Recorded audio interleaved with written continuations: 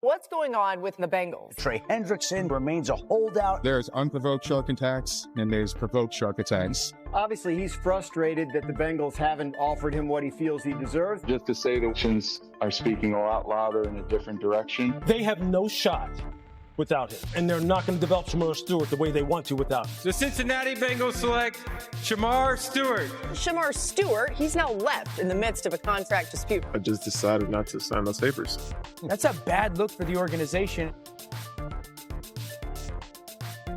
Okay, after a lengthy training camp holdout, Trey Hendrickson is back in Cincy. That's going to be where we begin today. So we are joined now, as you can see, by Ben Baby, who's there. He's live at Bengals camp, where life just got a little bit better, right? Ben, how was Trey Hendrickson's first day back in Cincinnati?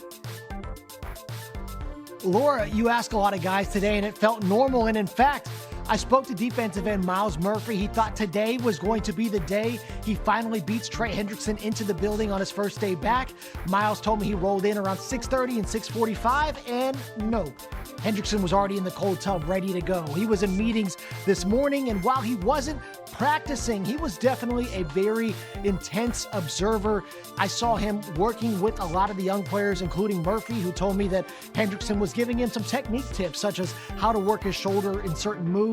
He spent some time working with rookie first-rounder Shedeur Stewart in between drills. And in talking to guys, they appreciated having him back in the building. Quarterback Joe Burrow said that it's good to see his face here. And he said that Hendrickson brings a unique intensity, but it's something that is appreciated. They all understand the value he brings. And in talking to the guys today, they also understand the value of having someone like that in the locker room while they're trying to get things sorted out. Obviously, there's still no deal, and he hopes that they can get something done, but that remains to be seen if the two sides can work something out before the start of the season. All right, so the next time we have you on is going to be when they get this deal done. So maybe it's going to be like tomorrow or something. But it was good to see him back out there. And important that he's working with Shedeur Stewart. We've all said a lot of Stewart's success probably relies on Trey Hendrickson. Thanks so much to Ben Baby. Now, speaking of Trey Hendrickson, he also spoke to the media today. Here's what he had to say regarding his contract. I'm a firm believer of hard work works. The work I've done in the last 4 years, 5 years, 8 years in the NFL is done. I can't do any more at this time to rush the passer on Sundays. The hay's in the barn. It's just whether we agree or not. There are plans on not having to play under the current deal. So I think that's something we have a common goal to get to. I think that's the plan moving forward is no distractions. I'm excited to be here. I think it's great seeing the brotherhood that's been created here, and it's special. So. We got Meg Tannenbaum today, Louis Redick, Dan Graziano, the perfect group to talk a little contracts. Whenever somebody's talking about their contract and it's not done, I'm always trying to read between the lines with what he's saying there, but it's pretty simple, it seems like, from Hendrickson. Graz, what more can you tell us about these talks between the Bengals and Hendrickson? Really haven't made any significant advancements over the last, couple of months. The Bengals believe they've put forth a fair offer. Trey Hendrickson disagrees, and at some point, one side or the other is going to have to make a move. But Trey Hendrickson, you listen.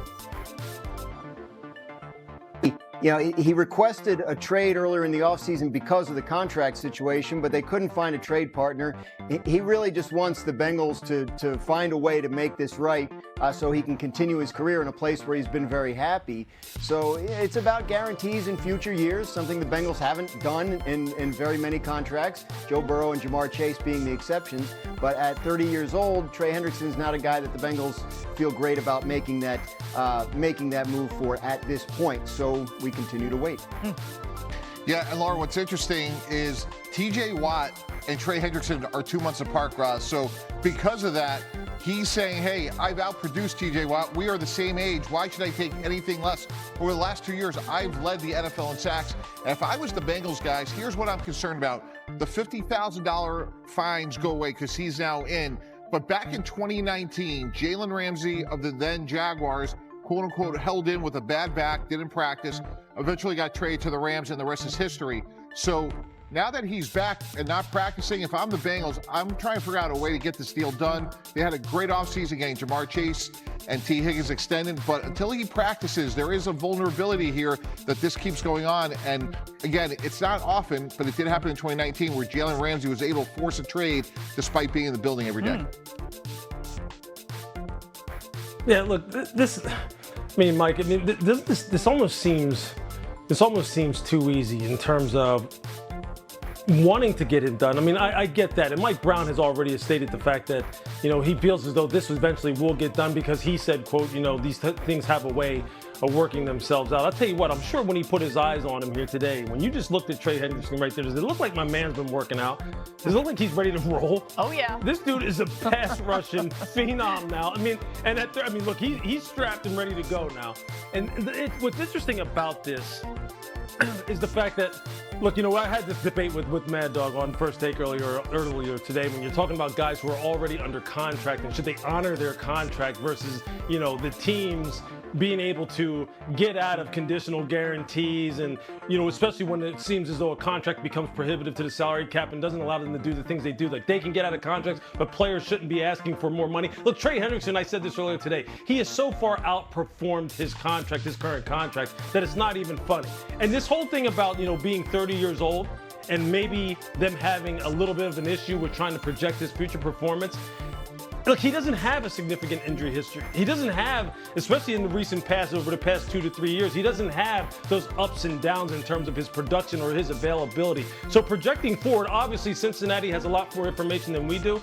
I just don't find myself being someone who would be really uncomfortable with maybe making some exceptions for a guy like this who is so important to us getting to where we want to get to if we really value getting to that place. Go, Gross.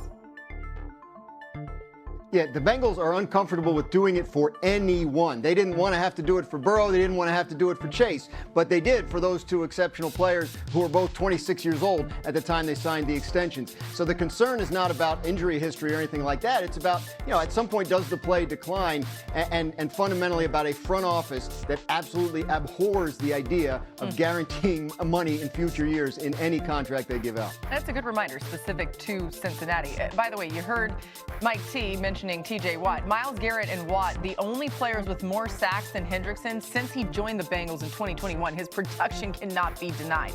That's in the past, though. They're more concerned with the future. All right, there have been a bunch of injury news across the league. Isaiah Likely fractured his foot. Malik Neighbors injured his shoulder. Tyler Guyton is going to miss some time with a knee injury. Xavier Worthy is in concussion protocol. Christian Gonzalez hasn't been able to practice with a hamstring injury. We've got so many different situations there. You see Kader Kohu, he's got the knee. You also see Martin Emerson Jr., they're out for the year. Those two, unfortunate. Now, one of those notable injuries being Baltimore tight end Isaiah Likely, who suffered a small fracture in his foot on the final play of Tuesday's practice. He's expected to miss some time, but could be back for the Ravens season opener against the Bills. If Likely misses significant time, though, it'll be a huge blow to that Ravens offense, right? Baltimore tight ends caught 18 touchdown passes, including 6 by Likely. That's the next closest team. The Steelers